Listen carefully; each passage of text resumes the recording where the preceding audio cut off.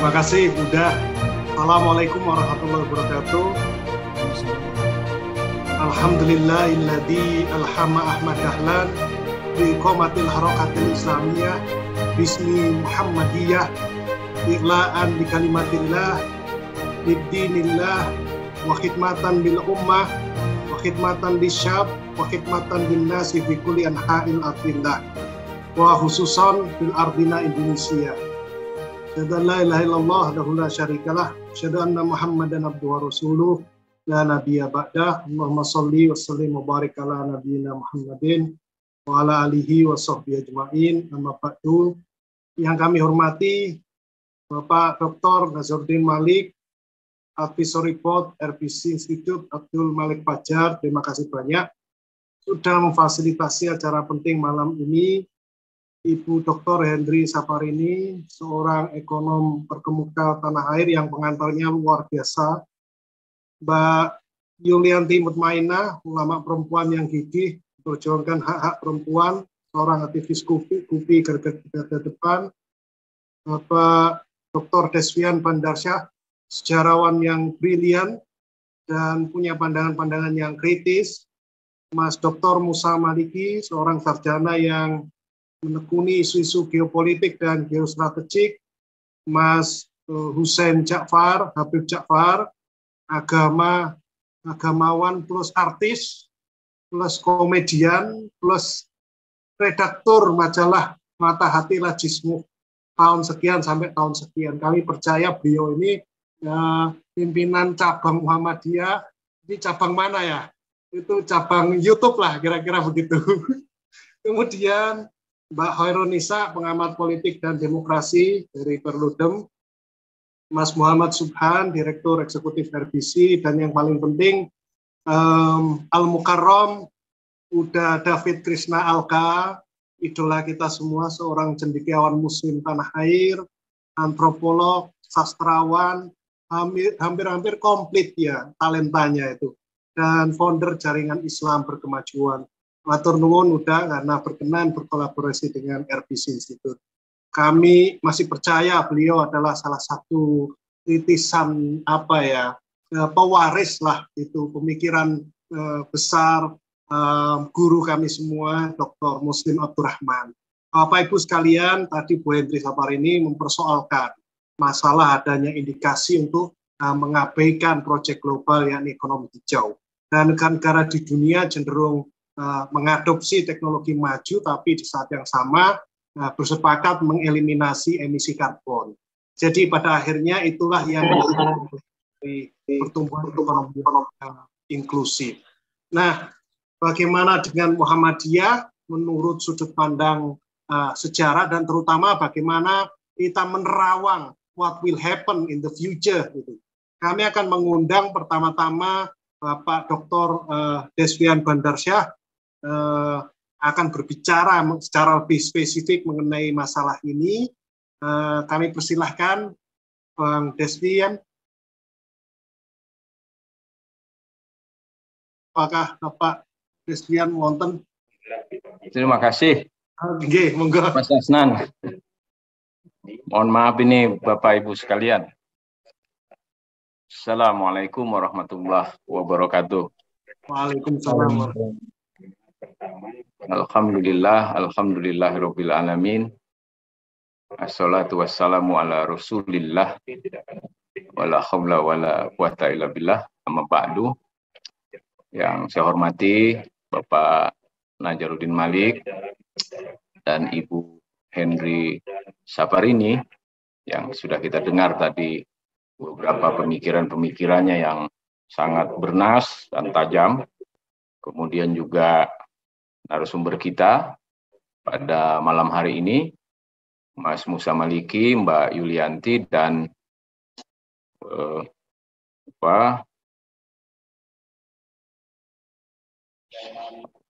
sahabat saya, Uda Alfi, serta Pak Kiai Hussein Ja'far Al-Khadar. Pertama tentu kalau kita melihat wajah Indonesia masa depan, sekurang-kurangnya kita perlu belajar dari atau perlu melihat wajah Indonesia masa lalu gitu. Lalu kita menyadari wajah kita hari ini seperti apa. Begitulah pesan sejarah. Sejarah selalu bisa memprediksi masa depan karena sejarah memiliki pemahaman yang kuat tentang masa lalu dan menyadari keberadaannya pada hari ini. Ada persoalan-persoalan serius yang diungkap oleh Ibu Henry tadi. Saya ingin mengomentari bagian itu sedikit sebelum masuk ke persoalan yang lebih kompleks begitu. Bahwa kita dalam kurun waktu sebenarnya sejak Orde Baru ya, kita itu terjebak ke dalam apa yang disebut dengan the middle income trap. Jadi negara dengan pendapatan menengah yang terlalu panjang sekali kita. Lalu ketika kita melintasi negara dengan pendapatan menengah itu, kita juga tidak bisa konsisten sebagai negara dengan pendapatan menengah karena kita mengalami keterpurukan ekonomi pada tahun 1998. Itu poinnya itu. Mengapa kita tidak bisa melepaskan diri dari situasi the middle income itu, pendapatan menengah itu? Variabel yang paling penting sesungguhnya adalah, walaupun ini nampak klise ya, kita tidak bisa menyelesaikan keserakahan yang melingkupi anak bangsa. Yang keserakahan itu kemudian bertransformasi menjadi perilaku yang korup. Sekalipun kita hidup di era reformasi, maka banyak orang sinis dengan reformasi itu kan. Ada yang bilang reformasi mati sebelum tumbuh gitu. Nah, ini problem-problem kita. Lalu kemudian tadi disinggung juga bahwa sumber daya manusia kita untuk berangkat kepada negara dengan pendapatan tinggi itu kalau saya katakan tidak dikelola dengan baik, itu saya mungkin agak terlalu keras, tapi sekurang-kurangnya tidak dikelola dengan sangat baik gitu, atau kurang baik katakanlah demikian. Kalau kita melihat populasi manusia Indonesia, pendidikan manusia Indonesia itu didominasi oleh kelompok masyarakat berpendidikan rendah, yaitu hanya tamat SD dan tidak tamat SMP. Angkanya besar sekali. Walaupun angka ini bisa diperdebatkan, tetapi saya merujuk pada apa yang dikemukakan oleh kementerian ya, oleh Pak Menteri pada masa itu. Ada sekitar 65% penduduk Indonesia itu hanya tamat SD dan tidak tamat SMP gitu. Nah, lalu kemudian kita juga gemar dengan problem-problem atau konflik-konflik di antara para elit yang tumbuh sejak kita memasuki era demokrasi liberal itu. Nah, kalau di era Pak Harto kan kita nggak bisa saling berkonflik karena Pak Harto mengamankan seluruh dinamika keindonesiaan dengan laras senapan, katakanlah demikian. Maka kemudian teman-teman sekalian, merujuk pada itu, kemampuan kita untuk lepas dari jeratan negara dengan pendapatan menengah itu seolah-olah mengalami kelumpuhan. Panjang sekali kita. Walaupun tadi misalnya Bu Henry itu sudah mengungkapkan bahwa Indonesia itu akan menjadi negara dengan pendapatan ke-7 bahkan ke-4 di dunia. Sebenarnya analisis ini sudah dimunculkan atau ramalan ini sudah dimunculkan sejak tahun 1912 oleh McKinsey Global Institute misalnya. Dia mengatakan Indonesia itu akan menempati peringkat ke-7 di dunia besaran ekonominya itu pada tahun 2030. Lalu pada tahun 2017 misalnya PricewaterhouseCoopers itu mengatakan kita akan menempati peringkat ke-4 di dunia besaran ekonominya. Nah, asumsi-asumsi itu kemudian atau ramalan-ramalan itu kemudian memberikan spirit kepada kita. Tapi kalau kita memberikan spirit kepada kita bahwa kita memang bisa menjadi negara besar. Tapi kalau kita melihat angka yang disampaikan oleh Bu Henry tadi, proyeksi 10 negara PDB terbesar pada tahun 2030, sebenarnya ada kesenjangan yang sangat dalam ya, antara negara dengan peringkat 1, 2, dan 3, dan Indonesia yang berada di peringkat ke-4. Jadi katakanlah Cina itu memiliki 64,2 US dollar. Kemudian India 46,3, Amerika 31, dan Indonesia 10,1. Kan jaraknya itu jauh sekali begitu loh. Nah, lalu jarak yang jauh itu kemudian apakah disebabkan karena berada pada di posisi ke-4 itu, apakah disebabkan karena memang tumbuhnya perekonomian kita? Karena perekonomian kita itu kalau Bu Saparina menyebutkan makin menurun, saya masih memberikan penilaian pada pertumbuhan yang moderat ya, di 5% itu saya kira pertumbuhan yang moderat. Atau disebabkan karena negara-negara di Eropa dan negara maju di Asia itu mengalami pertumbuhan yang stagnan. Karena rata-rata pertumbuhan negara di Eropa itu kan ya di bawah 2% lah. Jepang itu sudah mencapai pertumbuhan yang hampir minus katakanlah 1%, 0, sekian persen dan seterusnya. Oke, nah maka kemudian teman-teman sekalian, kalau kita merujuk pada kondisi-kondisi semacam itu, bagaimana sebenarnya wajah Indonesia ke depan itu? Saya ingin mendekati dari katakanlah bonus demografi kita. Banyak ramalan mengatakan bahwa Indonesia akan memperoleh keuntungan dari pertumbuhan bonus demografinya. Karena bonus demografi itu akan tumbuh pada angka yang sangat fantastis. Pada tahun 2045, ketika kita memasuki 100 tahun kemerdekaan kita dan itu tinggal 23 tahun lagi, maka kemudian kita akan memiliki bonus demografi pada tahun itu pada angka yang sangat besar, 180 sampai 190 juta dibandingkan dengan jumlah penduduk Indonesia yang mencapai 300 juta. Itu memberikan gambaran betapa 60% penduduk kita itu adalah penduduk dalam usia produktif. Tapi kemudian problem kita adalah apakah penduduk usia produktif itu memiliki skill, memiliki keterampilan, memiliki pendidikan yang membuat dia dapat bersaing pada kehidupan global.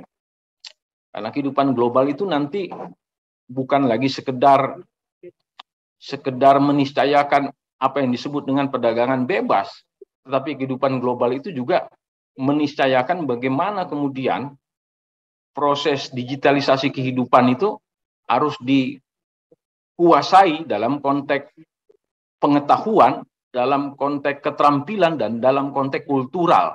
Itu yang dapat menjadi problem bangsa kita, problem generasi emas Indonesia masa depan. Sehingga kemudian tetap saja dari ramalan-ramalan yang penuh optimisme itu, kita juga dihadapkan dengan situasi-situasi yang mengkhawatirkan. Situasi yang kalau bangsa ini dikelola dengan cara-cara sepanjang reformasi, saya kira ada problem serius di sana. Pertumbuhan ekonomi itu membutuhkan prasyarat. Apa itu? Satu, prasyarat pertama adalah keamanan. Artinya demokrasi kita itu berjalan dalam konteks harmoni gitu loh. Yang kedua, pertumbuhan ekonomi juga membutuhkan skill, keterampilan, dan pendidikan dari masyarakatnya. Artinya generasi muda kita, generasi produktif kita itu adalah orang-orang yang mengalami pendidikan tinggi dengan baik. Nah, lalu yang ketiga, bahwa kemudian aktor-aktor dan elit Indonesia modern atau super modern pada hari ini itu memiliki kesadaran untuk menyingkirkan segala bentuk silang sengketa yang membuat Indonesia itu ruwet, yang membuat Indonesia itu seolah-olah tidak memiliki visi bersama sebagai bangsa. Pada hari ini, saya kira ketidakmampuan kita memiliki visi bersama itu nampak mulai dari elit sampai akar rumput. Berbagai isu-isu primordial akibat ketidakpuasan, apakah isu primordial berbasis etnis, berbasis ekonomi, berbasis politik itu sendiri, atau bahkan berbasis keagamaan, itu cenderung makin menguat. Lalu situasi atau isu primordial itu mendorong hampir seluruh komponen atau variabel kehidupan berbangsa itu mengarah pada kondisi-kondisi yang semakin mengeras satu sama lain. Nah, ini problem-problem yang saya kira teman-teman sekalian ini harus diurai satu persatu. Tadi misalnya David sudah mengatakan dan Bu Henry juga menyinggung persoalan itu, bahwa dibutuhkan orang-orang yang memiliki kemauan dan kemampuan untuk berteriak, untuk menyuarakan hal-hal yang baik tentang keindonesiaan kita. Dan orang-orang itu kan makin sedikit. Kita kehilangan guru bangsa sekurang-kurangnya 2 dalam kurun waktu belakangan ini, yaitu Buya Syafi'i dan katakanlah Pak Ajumardi Ajra gitu. Sementara kita dengan sangat leluasa memproduk para petualang bangsa gitu loh. Jadi sebuah bangsa itu kira-kira dalam melintasi perjalanan panjang kehidupannya itu, kalau dia kehilangan para negarawan dalam kehidupannya, lalu dia tidak mampu melahirkan negarawan yang baru, maka dia akan memiliki kecenderungan untuk melahirkan para petualang. Jadi kalau kita menyaksikan bagaimana pada hari ini berbagai tokoh atau elit bangsa itu saling bersaut-sautan ya, dalam konteks politik, apakah menyangkut pilpres, apakah menyangkut kepentingan-kepentingan demokrasi, apakah menyangkut kepentingan-kepentingan di dalam struktur partainya masing-masing, itu menggambarkan elit kita itu sekedar memikirkan dan menyuarakan kepentingan-kepentingan yang identik dengan para petualang, kira-kira begitu. Nah, maka kemudian teman-teman sekalian, menurut hemat saya, segala ramalan-ramalan dari lembaga-lembaga internasional, yang terakhir itu yang dikemukakan dalam slide-nya Ibu Henry Saparini itu adalah apa itu? Riset dari standar Street itu semua memberikan optimisme, tetapi kemudian ada realitas lain yang membuat kita tidak sekedar optimis, tetapi juga berpikir lebih kritis, tetapi tidak pesimis kita. Bahwa wajah Indonesia masa depan itu ditentukan oleh generasi bangsa yang melukisnya. Kalau kita ingin melukis alis yang tebal, seperti yang dimiliki Mas Hasnan misalnya, lalu kita menggunakan tinta apa?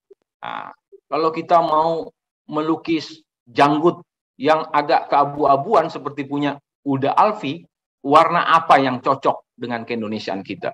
Kalau kita gagal menentukan warna untuk melukis Indonesia itu, lalu kemudian kita gagal juga memilih alat untuk melukisnya, maka impian menjadi negara dengan besaran ekonomi ke-7 bahkan ke-4 pada tahun 2030 atau tahun 2050 atau 100 tahun Indonesia merdeka itu adalah impian yang akan menjadi daftar waktu yang lebih panjang. Saya kira itu. Kalau kita gagal memanfaatkan bonus demografi, kita tidak akan bertemu dengan bonus demografi itu dalam kehidupan generasi yang ada pada hari ini dan generasi yang hidup sampai 200 tahun Indonesia merdeka. Karena itu persoalan yang langka soal bonus demografi. Saya kira itu Mas Hasnan. Terima kasih. Mohon maaf lebih kurangnya. Assalamualaikum warahmatullahi wabarakatuh.